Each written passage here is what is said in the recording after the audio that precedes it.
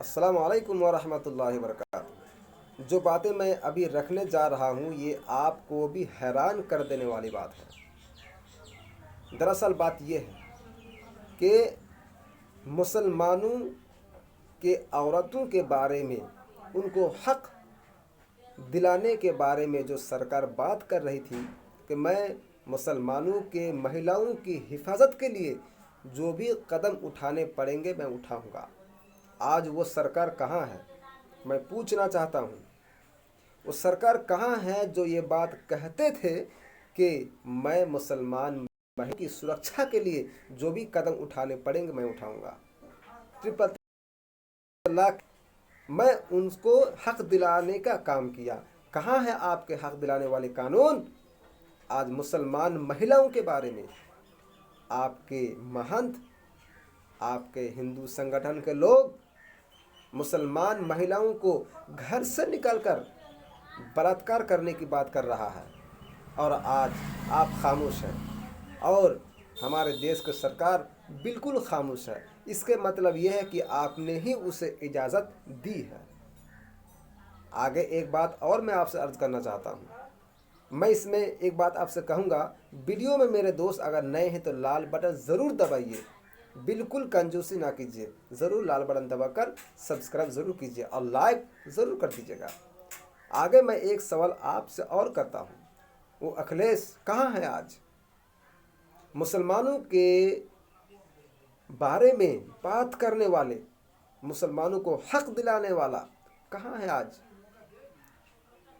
अखिलेश तो ये बोल रहा था कि मुसलमानों को अगर कोई हक दिला सकता है तो वो अखिलेश ही दिला सकता है।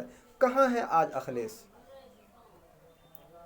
आज सीतामढ़ी में, उत्तर प्रदेश सीतामढ़ी में जो महंत मस्जिद के सामने अपने काफिले को खड़े कर ये बात कह रहा है कि मुसलमान के महिलाओं को घर,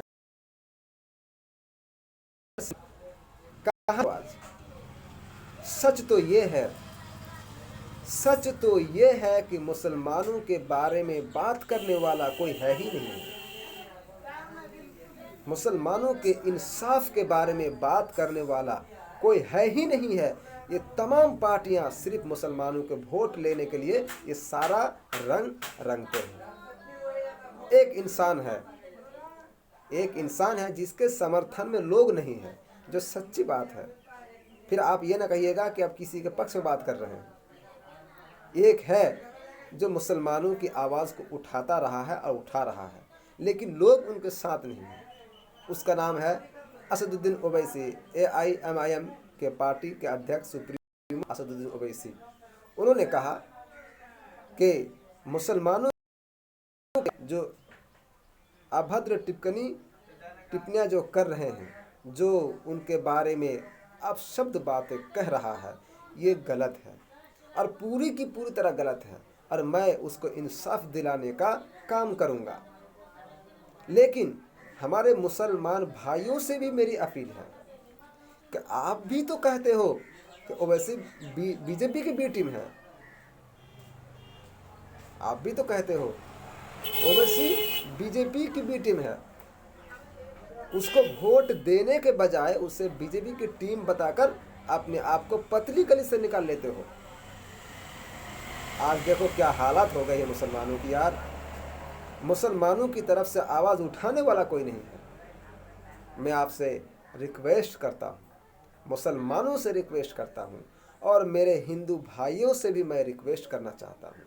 देखो, ये देश, ये हमारा देश नफ़रत से आगे नहीं बढ़ने वाला।